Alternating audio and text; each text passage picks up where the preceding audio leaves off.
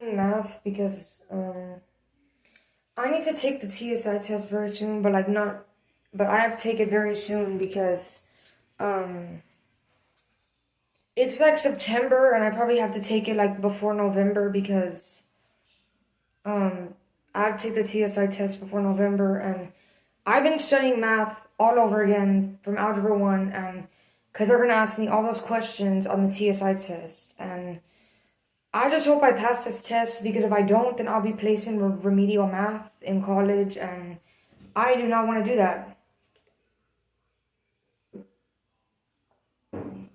That's the last thing I want to do is be placed in remedial math class. But it's okay if I don't pass it, but it is okay if I get placed in remedial math also, but I just want to pass it the first time, so I won't have to be in remedial math classes.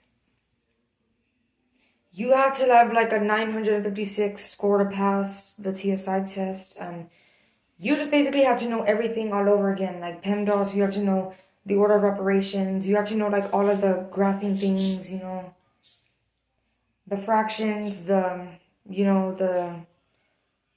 slope things, all that stuff. You have to know that all over again. Especially geometry and especially fractions. And geometry, you have to know all of that, in order to pass the TSI test. But luckily there are resources that I'm using and that I'm studying. I have a textbook that I'm reading on math, on Algebra 1 and Algebra 2, so I'm reading that all over again for the TSI test, so I can pass it. And there are online resources available. There's TikTok, that there's tutors on math and stuff like that, so I think I have this in the bag. I think I'm going to pass this test. The other subject I want to talk about is I just do not agree with women settling for less than what it is that we deserve. We should not settle for what it is. We should not settle for less than what it is that we deserve, because we shouldn't settle for the bare minimum. And we should live our life the way that we want to live it, because at the end of the day, you only get one life and you have to live it to the fullest. So you have to take like 3 portions of the TSI. It's like math, reading, and writing.